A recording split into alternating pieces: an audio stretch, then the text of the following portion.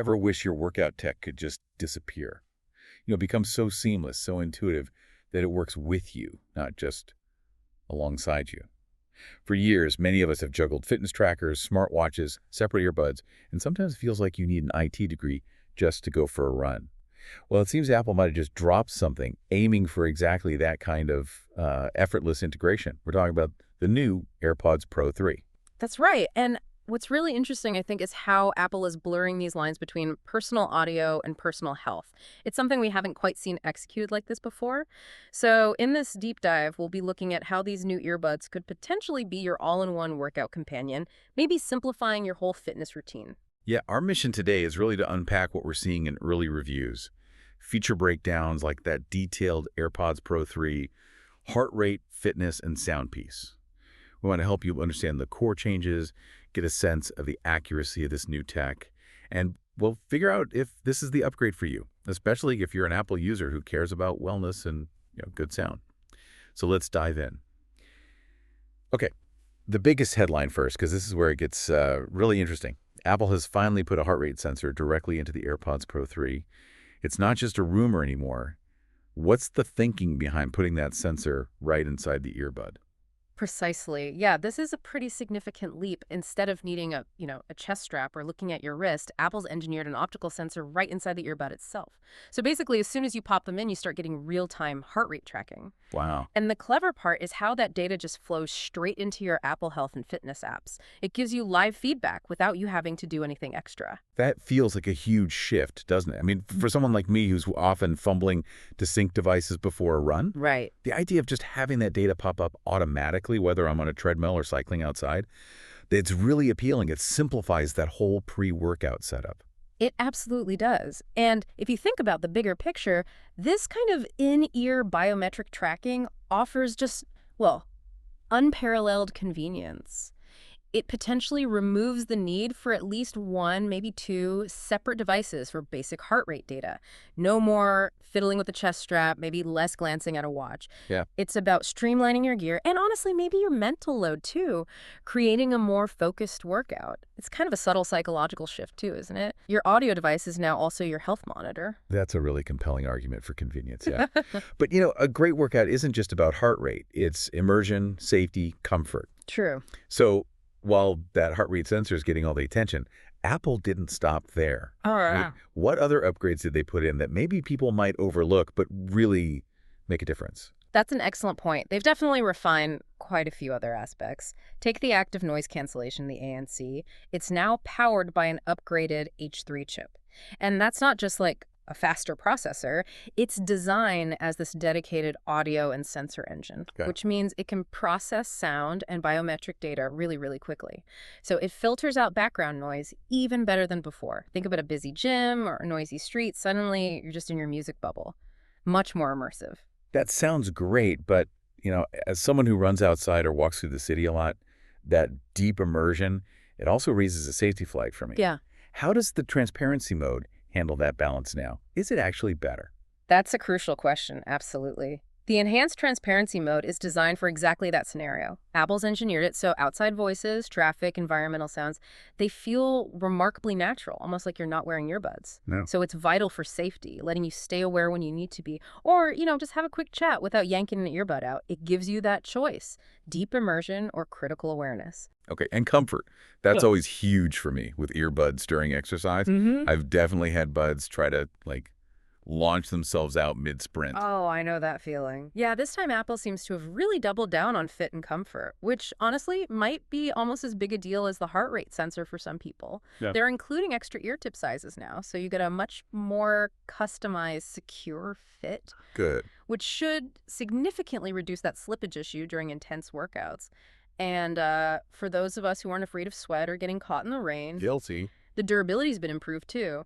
The AirPods Pro 3 now have an IP57 rating. IP57. Okay, break that down for us. What does that actually mean for, real-world use?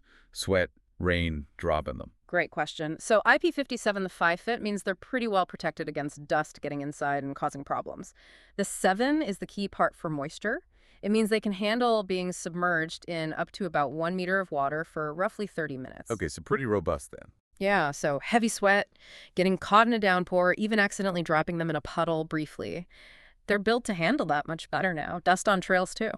So this kind of raises the question, how do all these things together, the better AMC, the natural transparency, the improved fit, the durability, how do they combine to enhance the whole experience, across different situations, not just workouts? It's really about creating this multifaceted value. It's a more holistic approach. It means you've got one device that gives you premium sound that adapts whether you need quiet focus or situational awareness while also tracking your fitness. Right. It makes the earbuds incredibly versatile, hopefully without too many compromises. Okay, so we've established what the features are there. Yeah. In-ear heart rate, better sound, better fit, more durable. But well, that's key, isn't it? Can we actually trust these heart rate readings for, serious fitness goals? Or is it more of a novelty? That's the million-dollar question for a lot of listeners, I bet. And according to the early fitness-focused reviews, they are, and the quote often used is, surprisingly accurate. When people have tested them against, say, a standard chest strap or a good quality smartwatch, the readings were often within just 2-3 beats per minute. Oh, wow. Okay. So for the vast majority of people, recreational runners, gym goers, anyone just starting out, that level of accuracy is, well, it's more than enough. So for tracking your intensity, making sure you're in the right heart rate zone, Yeah. or just seeing progress over time, sounds like it's perfectly fine. You don't really need clinical precision for everyday stuff. Exactly. However, Yeah. and this is a really big however, especially for more serious athletes, Uh-oh. Apple has not included standard Bluetooth HR broadcasting. Meaning? Meaning, while the heart rate data flows beautifully and privately into Apple Health, it doesn't broadcast openly using the common protocols that lots of third-party fitness watches or cycling computers rely on. Think devices from Garmin, Polar, Wahoo. Yeah. You can't just pair the AirPods Pro 3 to them as a heart rate monitor. Ah. Okay.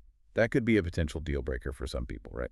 If your whole training setup is built around, say, a Garmin ecosystem, or you like seeing all your data consolidated on a specific platform that isn't Apple Health. Absolutely. It effectively locks that specific data stream into the Apple ecosystem. It really highlights Apple's strategy here. Yeah, it does seem very Apple-like. It's not just about selling earbuds, it's about strengthening Apple Health as your main health hub, making it stickier.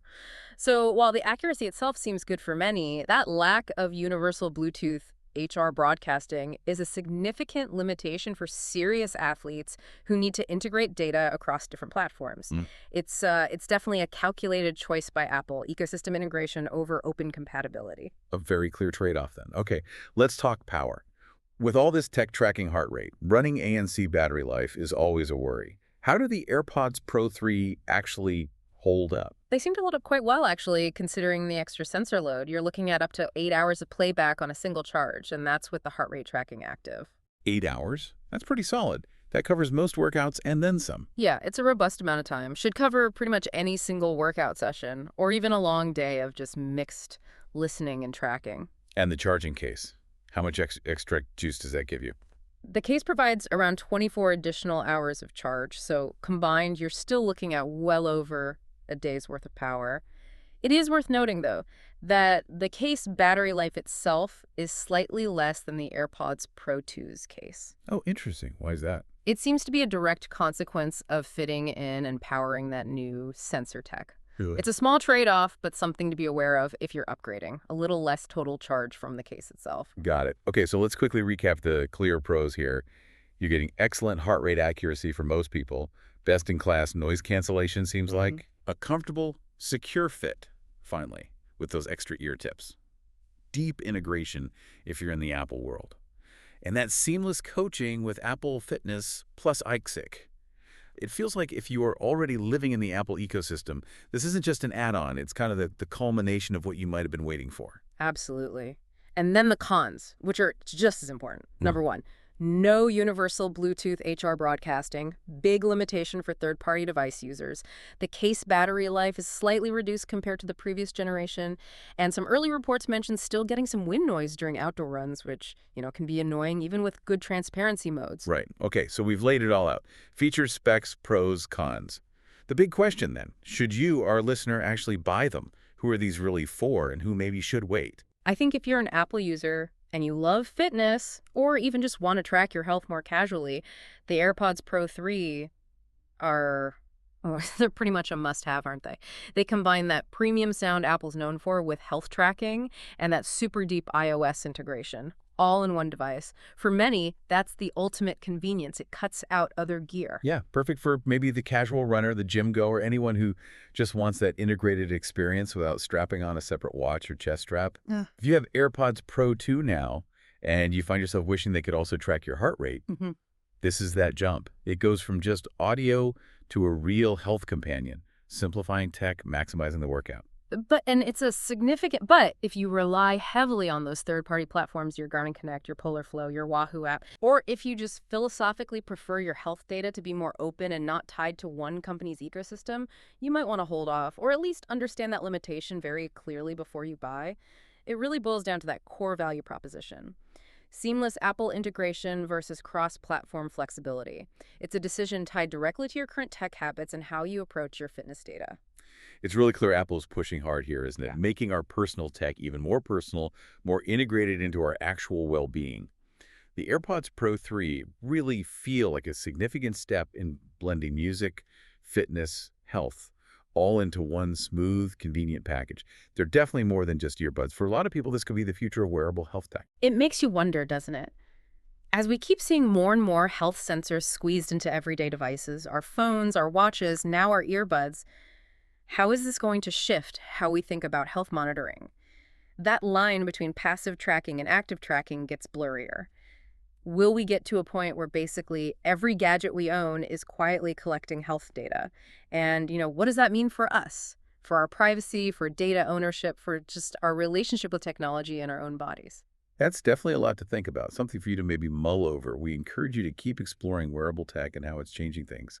Thanks for joining us on this deep dive.